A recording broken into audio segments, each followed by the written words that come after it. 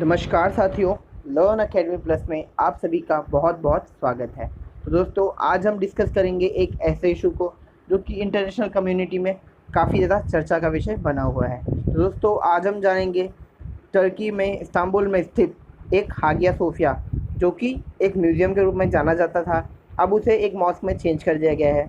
तो किस तरह से ये वर्ल्ड कम्युनिटी को कहीं ना कहीं अफेक्ट करेगा और क्या है इसका इतिहास और किस तरह से ये आपके एग्ज़ाम पर्सपेक्टिव से इम्पॉर्टेंट होने वाला है, जानेंगे पूरा इस वीडियो में। लेकिन अगर अब तक आपने चैनल को सब्सक्राइब नहीं किया है तो चैनल को सब्सक्राइब करना मत भूलिएगा और बेल आइकन को भी प्रेस कर दीजिएगा, जिससे कि चैनल से जुड़ी सभी अपडेट्स आपको टाइम टू टाइम मिलती रहें और आप कोई भी इम्पॉर्टेंट वीडियो मिस ना कर पाएँ। और साथ ही साथ दोस्तों, मेरा नाम है राहुल गुप्ता। आप मुझे फॉलो कर सकते हैं @लर्न अकेडमी प्लस इंस्टाग्राम पर, और लर्न अकेडमी प्लस ऑफिशियल के रूप में आप मुझसे टेलीग्राम पर भी जुड़ सकते हैं, जहां पर सभी लेक्चर्स की लिंक और पीडीएफ आपको प्रोवाइड करवा दी जाएगी। तो चलिए दोस्तों, जानते हैं क्या है ये इशू और किस तरह से ये इम्पॉर्टेंट है। टर्की के प्रेसिडेंट तय्यिप अर्दोगन के द्वारा ये डिक्लेयर कर दिया गया कि जो इस्तांबुल में स्थित हागिया सोफिया है, अब उसको मुस्लिमों के लिए प्रेयर के लिए एज अ मॉस्क खोल दिया गया है।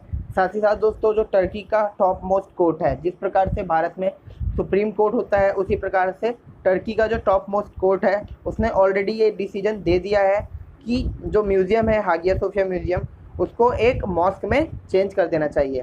साथ ही साथ दोस्तों, the court said in its decision, court ने अपने डिसीजन में कहा that the Hagia Sophia would no longer be a museum, जो हागिया सोफिया है अब वो एक म्यूज़ियम के रूप में नहीं रहेगा। साथ ही साथ दोस्तों, कोर्ट ने ये भी डिसीजन दिया कि जो 1934 का कैबिनेट डिसीजन था इसको एक म्यूज़ियम के रूप में चेंज करने का, उसको भी कैंसिल कर दिया गया है।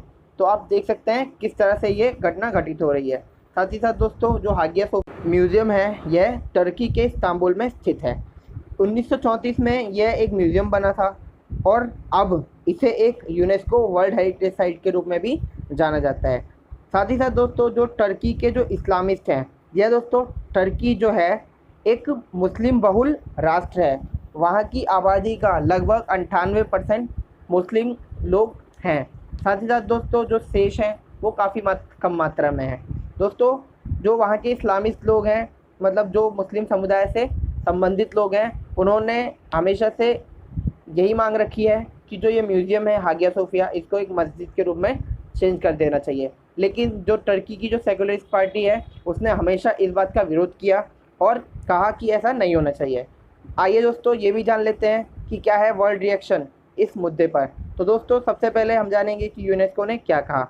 यूनेस्को ने कहा इट डीपली रिग्रेट्स, तो मतलब ये काफ़ी ज़्यादा रिग्रेट वाली बात है कि जो डिसीजन लिया गया to turn the museum into a mosque, कि जो म्यूज़ियम है उसको एक मॉस्क में रूप में चेंज करने का जो डिसीजन है वो काफ़ी ज़्यादा रिग्रेटेबल है। साथ ही साथ दोस्तों, जो टर्की अथॉरिटीज़ हैं उनसे कहीं ना कहीं जल्द से जल्द बिना देरी किए एक डायलॉग करने की मांग की है। वहीं दोस्तों, जो ग्रीस है उसका क्या है रिएक्शन वो भी जान लेते हैं। ग्रीस की कल्चर मिनिस्ट्री ने डिस्क्राइब किया the court decision as an open provocation to the civilised world. जी हाँ दोस्तों, जो ग्रीस है उसने ये कहा है कि जो कोर्ट का डिसीजन है वो कहीं ना कहीं एक खुली चुनौती और एक खुला भड़कावा है काफ़ी सारे लोगों को जो कि सिविलाइज्ड हैं और शांतिपूर्वक रहते हैं, लेकिन कहीं ना कहीं कोर्ट के इस फैसले के बाद काफ़ी सारे लोग गुस्से में आ जाएंगे और कहीं ना कहीं हिंसाएं उठने लगेंगी। साथ ही साथ दोस्तों, अमेरिका का क्या है रिएक्शन ये भी जानना ज़रूरी है। तो अमेरिका के जो फॉरेन मिनिस्टर हैं माइक पोम्पियो, उन्होंने कहा it is not be right to change museum into a mosque. जी हाँ दोस्तों, जो माइक पोम्पियो हैं उन्होंने कहा कि इस म्यूज़ियम को एक मॉस्क के रूप में चेंज करना बिल्कुल भी सही नहीं होगा। It is an emblem of Christian and Muslim को एग्जिस्टेंस। कहीं ना कहीं यह जो म्यूज़ियम है यह एक क्रिश्चियन और मुस्लिम धार्मिक भावनाओं का केंद्र है। साथ ही साथ दोस्तों, क्या है इसका इतिहास ये भी जान लेते हैं। हागिया सोफिया का जो मतलब है दोस्तों, उसका मतलब होता है होली विजडम। वहीं दोस्तों, जो हागिया सोफिया है ये लोकेटेड है on the bank of Bosphorus river, जो कि इस्तांबुल में है। या दोस्तों, इस्तांबुल में बहने वाली एक बॉस्फोरस नदी, जो कि कहीं ना कहीं एशिया और यूरोप के बीच बॉर्डर के रूप में कार्य करती है, उसी के बैंक पर, मतलब उसी के जो तट पर स्थित है यह हागिया सोफिया म्यूज़ियम। वही दोस्तों, हागिया सोफिया का जो इतिहास है वो काफ़ी ज़्यादा कॉम्प्लेक्स है, काफ़ी ज़्यादा जटिल है। उसकी शुरुआत होती है ईयर 537, या दोस्तों 537 AD से शुरुआत होती है, जब बाइजेंटाइन एम्परर जस्टिनियन ने यह बड़ा चर्च बनवाया overlooking the Golden Horn harbour. जी हाँ दोस्तों, इसका जो गोल्डन हॉर्न हार्बर है उसको देखते हुए। वहीं दोस्तों जो बाइजेंटाइन एम्परर है या था, उसकी जो राजधानी थी वो थी कॉन्स्टेंटिनोपल, जिसे अब इस्तांबुल के रूप में जाना जाता है।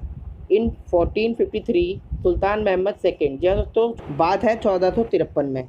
जी हाँ दोस्तों, जब सुल्तान महमद सेकेंड जो कि ऑटोमन एम्पायर के थे वो इस्लाम को फॉलो करते थे, वहीं दोस्तों उन्होंने क्या किया, जो कॉन्स्टेंटिनोपल है बाइजेंटाइन एम्पायर का, उसके ऊपर कब्जा कर लिया और इसका नाम चेंज करके इस्तांबुल रख दिया। वहीं दोस्तों जो ऑटोमन्स हैं उन्होंने इसको कन्वर्ट करके हागिया सोफिया जो कि एक म्यूजियम था उसको कन्वर्ट करके एक मस्जिद के रूप में कन्वर्ट कर दिया। और जब दोस्तों वर्ल्ड वॉर 1 चल रहा था तो उसमें कहीं ना कहीं ऑटोमन्स की हार हुई। और दोस्तों आफ्टर वर्ल्ड वॉर 1 मुस्तफ़ा कमाल पाशा यानी कि मुस्तफ़ा कमाल अतातुर्क, जो कि टर्की रिपब्लिकन ऑफ टर्की के फाउंडर थे, उन्होंने क्या किया कि कंट्री को डिक्लेयर कर दिया एज अ सेकुलर कंट्री। और इसमें क्या किया उन्होंने, जो हागिया सोफिया म्यूजियम मॉस्क था उसको एक म्यूजियम के रूप में चेंज कर दिया। और दोस्तों जो हागिया सोफिया है, it is one of the most famous tourist places from 1935 to now.